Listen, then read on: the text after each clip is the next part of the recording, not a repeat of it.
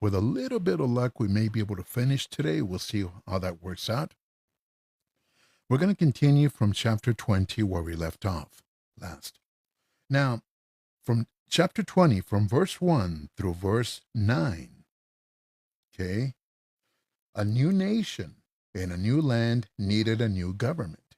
Many years earlier, God had told Moses how this government should function. One thing God wanted the Israelites to do when they entered the promised land was to designate certain cities as cities of refuge. These were to be set aside throughout the land. Their purpose was to prevent injustice, especially in cases of revenge. For example, those who accidentally killed somebody else could flee to a city of refuge to be safe until they could have a fair trial. The Levites were in charge of these cities. They were to ensure that God's principles of justice and fairness were kept. So let's see. I want to make sure you guys can see this. Okay. Yes. The cities of refuge. Then the Lord told Joshua to say to the people of Israel, choose the cities of refuge that I had Moses tell you about. If any of you accidentally kill someone, you can go there and escape the one who is looking for revenge. You can run away to one of these cities, go to the place of judgment at the entrance to the city, and explain to the leaders what happened.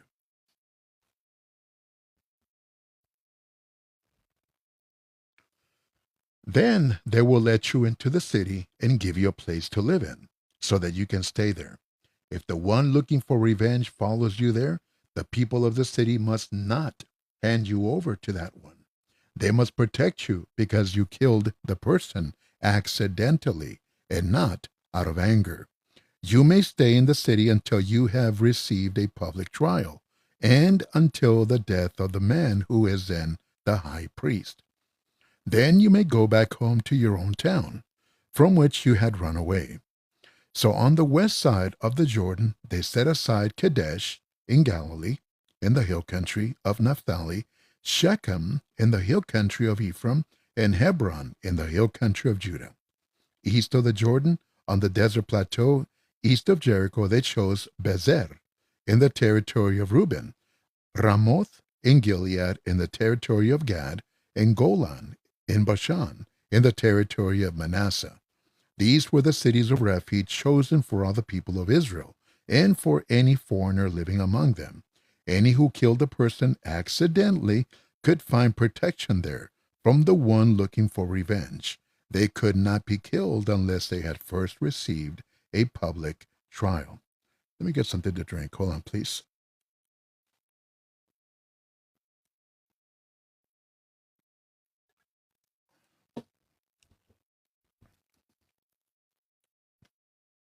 Okay. 21. The cities of the Levites. The leaders of the Levite families went to Eleazar the priest, Joshua son of Nun, and to the heads of the families of all the tribes of Israel. There at Shiloh, in the land of Canaan, they said to them, the Lord commanded through Moses that we were to be given cities to live in, as well as pasture land around them for our livestock. So the Levites were to serve on behalf of all the people, so they were given cities scattered throughout the land. Their role was changing. Earlier, they had helped the priests with their sacrifices and set up the tabernacle when it moved. Later, during the New Testament period, some would be teachers of the Jewish law. Although Jerusalem was far away from the homes of many Israelites, almost no one lived more than a day's journey from a Levitical city. So they had no excuse for losing contact with their spiritual leaders. 3. Okay. So in accordance with the Lord's command, the people of Israel gave the Levites certain cities and pasture lands out of their own territories. The families of the Levi clan of Kohath were the first to be assigned cities. The families who were descended from Aaron the priest were assigned 13 cities from the territories of Judah, Simeon, and Benjamin. The rest of the clan of Kohath was assigned 10 cities from the territories of Ephraim, Dan, and West Manasseh. The clan of Gershon was assigned 13 cities from the territories of Issachar, Asher, Naphtali, and East Manasseh. The families of the clan of Merari were assigned 12 cities from the territories of Reuben, Gad, and Zebulun. By drawing lots, the people of Israel assigned these cities and their pasture-lands to the Levites, as the Lord had commanded through Moses. There you go.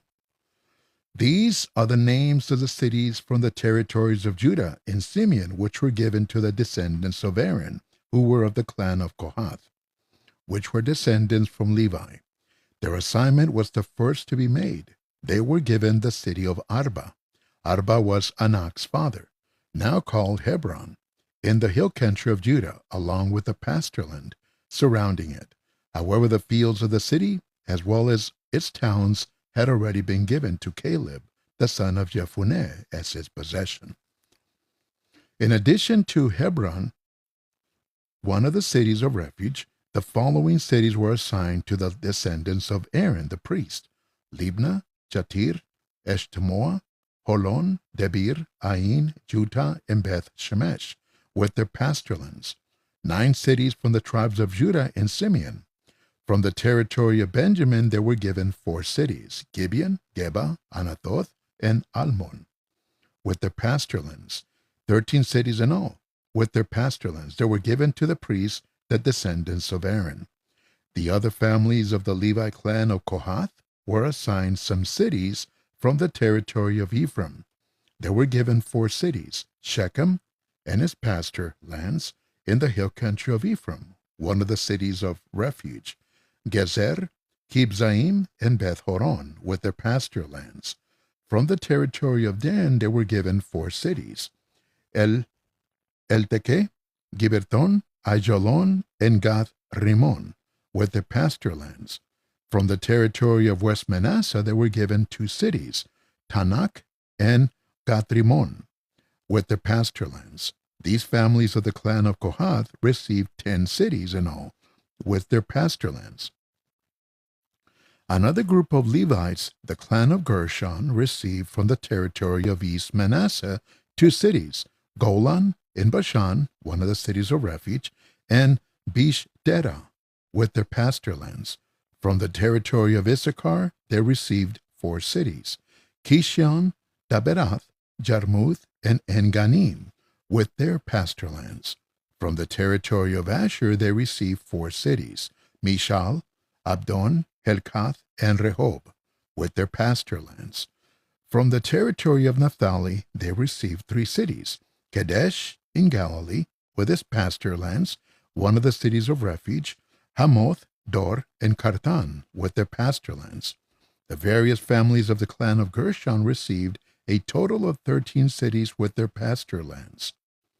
The rest of the Levites, the clan of Merari, received from the territories of Zebulun 4 cities, Jokneam, Kartha, Dimnah, and Nahalal, with their pasture lands. From the territory of Reuben they received 4 cities, Bezer, Jahaz, Kedemoth, and Mephath, with their pasture lands. From the tribe of Gad they received 4 cities, Ramoth in Gilead, with its pasture lands, one of the cities of refuge, Manahaim, Heshbon, and Jazer, with their pasture lands. So the clan of Merari was assigned a total of 12 cities. From the land that the people of Israel possessed, a total of 48 cities with the pasture lands around them was given to the Levites. Israel takes possession of the land. So the Lord gave to Israel all the land that he had solemnly promised their ancestors he would give them. When they had taken possession of it, they settled down there. The Lord gave them peace throughout the land, just as he had promised their ancestors.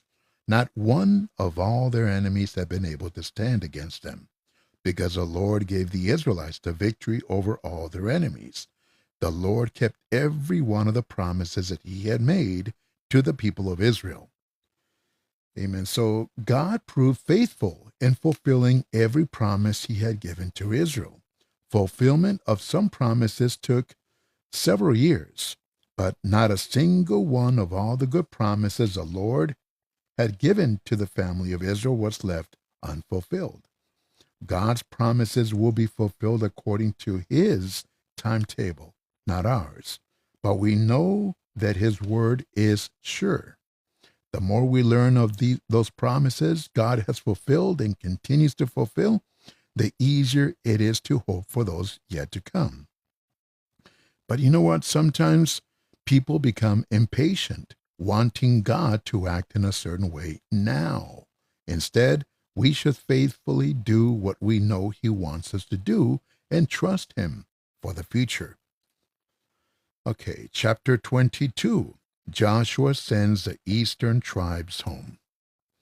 Then Joshua called together the people of the tribes of Reuben, Gad, and East Manasseh. He said to them, "You have done everything that Moses, the Lord's servant, ordered you to do, and you have obeyed all my commands. All this time you have never once deserted the other Israelites. You have been careful to obey the commands of the Lord your God. Now, as you promised, the Lord your God has given the other Israelites peace. So go back home to the land which you claimed for your own, the land on the east side of the Jordan that Moses, the Lord's servant, gave you." So, before the conquest had begun, these tribes were given land on the east side of the Jordan River. But before they could settle down, they had to first promise to help the other tribes conquer the land on the west side. This was back in Numbers chapter 32. They had patiently and diligently done what they had promised, and Joshua commended them for doing it.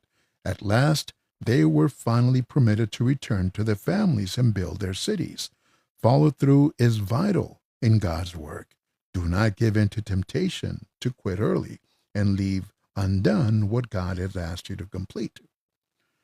Okay, 5. Make sure you obey the law that Moses commanded you. Love the Lord your God, do his will, obey his commandments, be faithful to him, and serve him with all your heart and your soul. So here, Joshua briefly restated the central message Moses gave the people in Deuteronomy.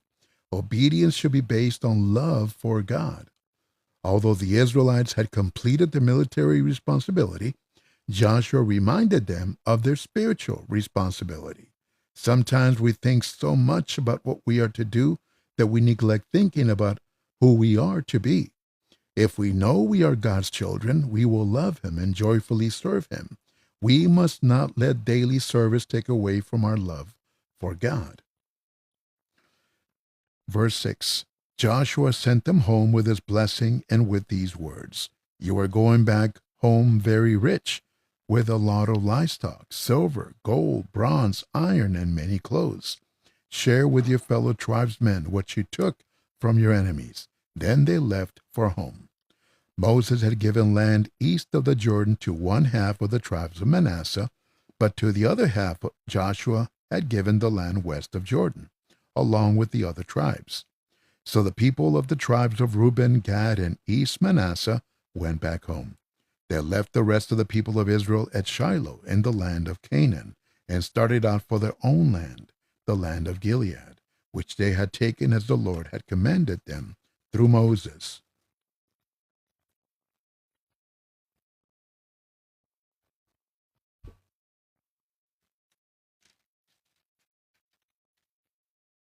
Okay.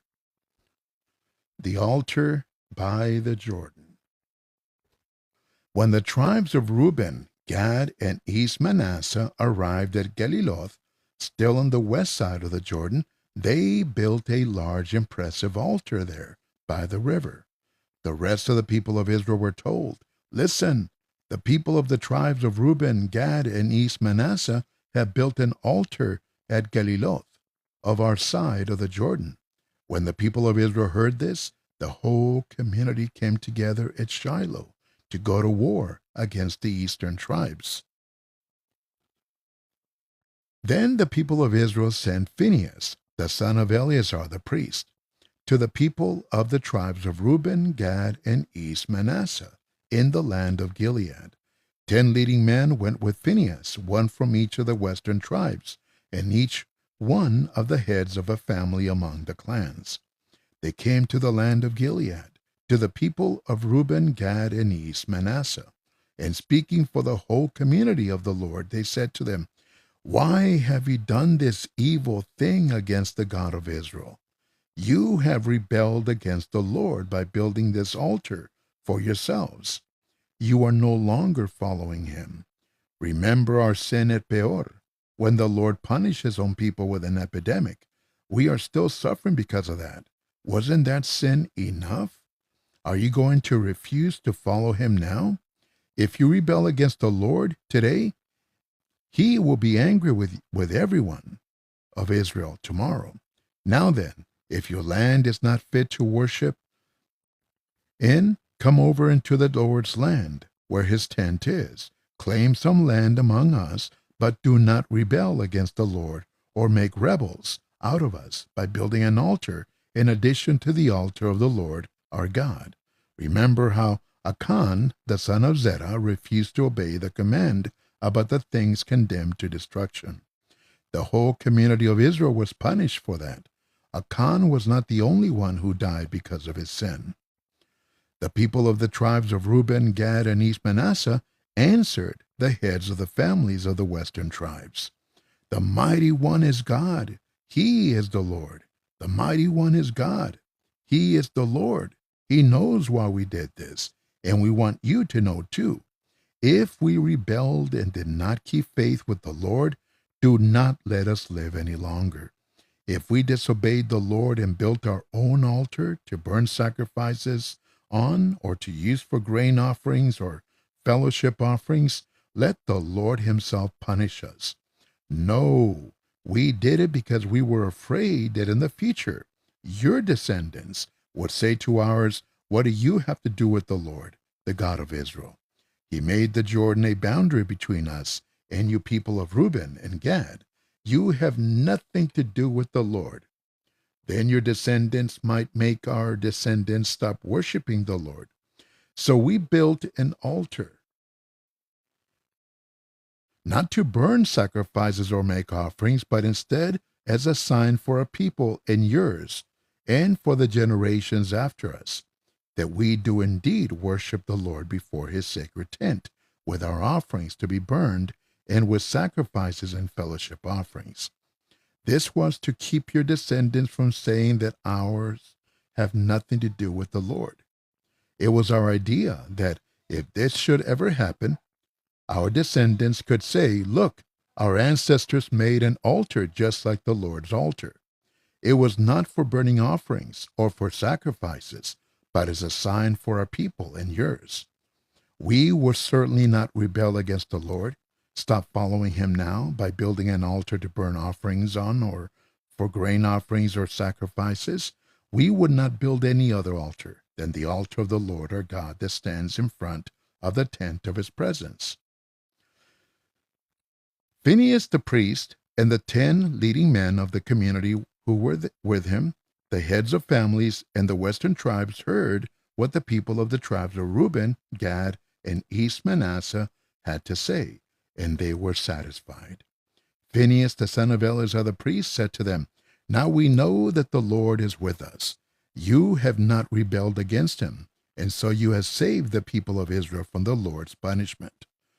Then Phinehas and the leaders left the people of Reuben and Gad in the land of Gilead and went back to Canaan, to the people of Israel, and reported to them. The Israelites were satisfied and praised God. They no longer talked about going to war to devastate the land where the people of Reuben and Gad had settled. The people of Reuben and Gad said, "This altar is a witness to all of us that the Lord is God," and so they named it Witness. So when the tribes of Reuben and Gad and the half-tribe of Manasseh built an altar by the Jordan River, the rest of Israel feared that these tribes were starting their own religion and rebelling against God. But before beginning an all-out war, Phinehas led a delegation to learn the truth. following the principle taught in Deuteronomy chapter 13. He was prepared to negotiate rather than to fight, if a battle was not necessary. When he learned that the altar was for a memorial rather than for pagan sacrifice, war was averted and unity was restored. Now, we would all benefit from a similar approach to resolving conflicts. Assuming the worst about the intentions of others only brings trouble. Israel averted to threat of civil war by asking before assaulting. Remember to listen to someone's whole story before reacting. Now, for the story of how Israel turned away from God and began to worship Baal, there's Numbers chapter 25.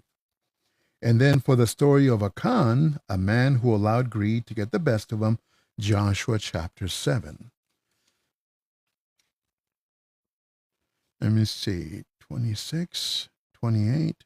Now, the tribes were concerned that with some visible signs of unity between the people on the two sides of the Jordan, their descendants might be more prone to conflict with one another. The altar, patterned after the altar of the Lord, was to remind these people that they all worship the same God. Chapter 23. Joshua's farewell address. Much later, the Lord gave Israel security from their enemies around them. By that time, Joshua was very old. So he called all Israel, the elders, leaders, judges, and officers of the people, and said, I am very old now. You have seen everything that the Lord your God has done to all these nations because of you. The Lord your God has been fighting for you. I have assigned as a possession of your tribes the land of the nations that are still left, as well as all the nations that I have already conquered, from the Jordan River in the east to the Mediterranean Sea in the west. The Lord your God will make them retreat from you, and he will drive them away as you advance. You shall have their land as the Lord your God has promised you. So be careful to obey and do everything that is written in the book of the law of Moses. Do not neglect any part of it. And then you will not associate with these people left among you, or speak the names of their gods, or use those names in taking vows, or worship those gods, or bow down to them. Instead, be faithful to the Lord as you have been till now. The Lord has driven great and powerful nations out as you advanced, and no one has ever been able to stand against you. Any one of you can make 1,000 men run away, because the Lord your God is fighting for you, just as he promised. Be careful then to love the Lord your God. If you are disloyal and join with the nations that are still left among you and intermarry with them, you may be sure that the Lord your God will no longer drive these nations out as you advance. Rather, they will be as dangerous for you as a trap or a pit, and as painful as a whip on your back or thorns in your eyes. And this will last until none of you are left in this good land, which the Lord your God has given you. So Joshua knew the nation's weak spots. Before dying, he called the people together and gave commands to help them where they were most likely to slip up. Follow all that is written in the book of instruction without turning aside. 2. Do not associate with the people remaining in the land or worship their gods. And 3. Do not intermarry with them. These temptations were right in their backyard. Our associations and relationships can be temptations to us as well. It is wise to identify our weak spots before we break down. Then we can develop strategies to overcome these temptations instead of being overcome by them. Now my time has come to die. Every one of you knows in his heart and soul that the Lord your God has given you all the good things that he has promised. Every promise he made has been kept. Not one has failed. But just as he kept every promise that he made to you, so he will carry out every threat. If you Do not keep the covenant which the Lord your God commanded you to keep, and if you serve and worship other gods, then in his anger he will punish you, and soon none of you will be left in this good land that he has given you. Chapter 24, Joshua speaks to the people of Shechem. Joshua gathered all the tribes of Israel together at Shechem. He called the elders, the leaders, the judges, and the officers of Israel, and they came into the presence of God. Joshua said to all the people, "This is what the Lord, the God of Israel, has to say. Long ago, your ancestors lived on the other side of the Euphrates River and worshipped other gods. One of these ancestors was Terah, the father of Abraham and Nahor. Then I took Abraham, your ancestor, from the land across the Euphrates and led him through the whole land of Canaan. I gave him many descendants. I gave him Isaac and Isaac. And to Isaac I gave Jacob and Esau. I gave Esau the hill country of Edom as his possession, but your ancestor Jacob and his children went down to Egypt. Later I sent Moses and Aaron, and I brought great trouble on Egypt. But I led you out. I brought your ancestors out of Egypt, and the Egyptians pursued them with chariots and cavalry. But when your ancestors got to the Red Sea, they cried out to me for help, and I put darkness between them and the Egyptians. I made the sea come rolling over the Egyptians and drowned them. You know what I did to Egypt. You lived in the desert a long time. Then I brought you to the land of the Amorites, who lived on the east side of the Jordan. They fought you, but I gave you victory over them. You took their land, and I destroyed them as you advanced. Then the king of Moab, Balak, the son of Zippor, fought against you. He sent a word to Balaam, the son of Beor, and asked him to put a curse on you. But I would not listen to Balaam. So he blessed you, and in this way I rescued you from Balak. If you crossed the Jordan and came to Jericho, the men of Jericho fought you, as did the Amorites, the Perizzites, the Canaanites, the Hittites, the Girgashites, the Hivites, and the Jebusites. But I gave you victory over them all. As you advanced, I threw them into panic in order to drive out the two Amorite kings. Your swords and bows had nothing to do with it. I gave you a land that you had never worked and cities that you had not built. Now you are living there and eating grapes from vines that you did not plant, and olives from trees that you did not plant. Now then, Joshua continued, honor the Lord and serve him sincerely and faithfully. Get rid of the gods which your ancestors used to worship in Mesopotamia and in Egypt, and serve only the Lord. If you are not willing to serve him, decide today whom you will serve, the gods your ancestors worship in Mesopotamia, or the gods of the Amorites, in whose land you are now living. As for my family and me, we will serve the Lord. So the people had to decide whether they would obey the Lord, who had proven his trustworthiness, or follow the local gods, which were only handmade idols. Eventually, we see that they would not be intentional about obeying God and would foolishly drift towards the customs of their pagan neighbors. Now, in taking a definite stand for the Lord, Joshua again displayed his spiritual leadership because Joshua had made a commitment to God. He was determined to set an example of living by that decision, regardless of what others decided. The way we live shows others the strength of our commitment to serving God. All right. 16. The people replied, we would never leave the Lord to serve other gods. The Lord our God brought our fathers and us out of slavery in Egypt, and we saw the miracles that he performed. He kept us safe wherever we went among all the nations through which we passed. As we advanced into this land, the Lord drove out all the Amorites who lived there. So we also will serve the Lord.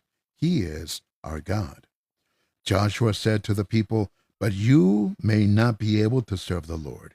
He is a holy God and will not forgive your sins. He will tolerate no rivals, and if you leave him to serve foreign gods, he will turn against you and punish you. He will destroy you, even though he was good to you before. The people said to Joshua, "No, we will serve the Lord." Joshua told them, "You are your own witnesses to the fact that you have chosen to serve the Lord." "Yes," they said, "we are witnesses." So all the people boldly claimed that they would never forsake the Lord. The nation followed God throughout Joshua's lifetime, a great tribute to Joshua's faith in God and powerful leadership.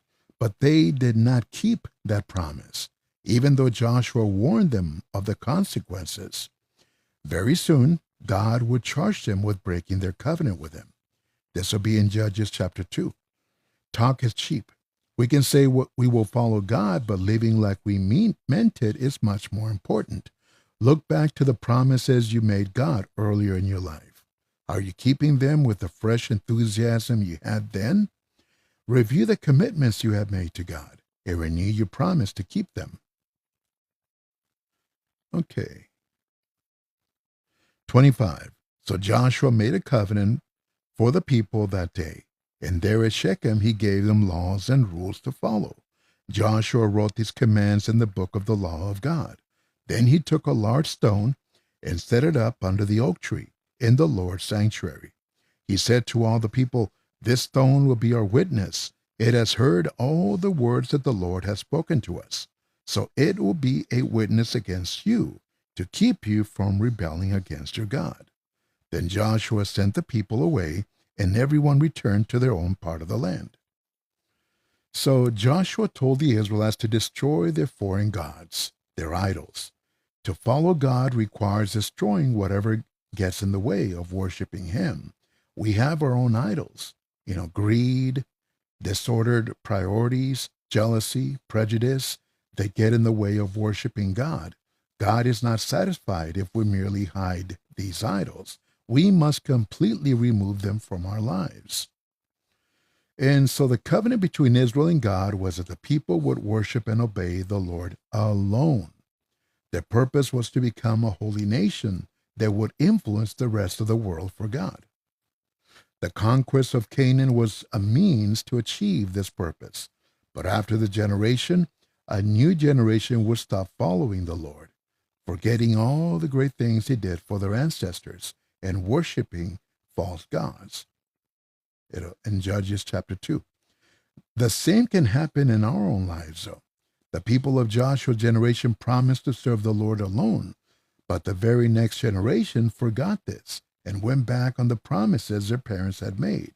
We must be vigilant both in rooting our own idols and sinful practices and in teaching others who come after us to follow God faithfully. Okay, Joshua and Eleazar die. After that, the Lord's servant Joshua, the son of Nun, died at the age of 110. They buried him on his own land at Timnath Serah in the hill country of Ephraim, north of Mount Gaash. As long as Joshua lived, the people of Israel served the Lord, and after his death, they continued to do so as long as those leaders were alive, who had seen for themselves everything that the Lord had done for Israel. The body of Joseph, which the people of Israel had brought from Egypt, was buried in Shechem, in the piece of land that Jacob had bought from the sons of Hamor, the father of Shechem, for 100 pieces of silver. This land was inherited by Joseph's descendants. Eleazar, the son of Aaron, died and was buried at Gibeah, the town in the hill country of Ephraim, which had been given to his son Phinehas. Okay, so the book of Joshua opens with a new leader being handed a seemingly impossible task, Joshua, right, to lead the nation in taking over the land of Canaan. By following God closely, Joshua led the people through military victories and faithful spiritual obedience. Now in chapter 24, verse 16, we read that the People were sure they would never forsake the Lord. The response of the whole nation during these many years is a tribute both to Joshua's leadership and to the God he faithfully served. So, in the end, Joshua and Eleazar passed away, but not before laying before the people the fundamentals of what it means to live faithfully before God. We are to fear and serve the Lord alone. This is based on a choice to obey him instead of following other gods. Amen. We're done.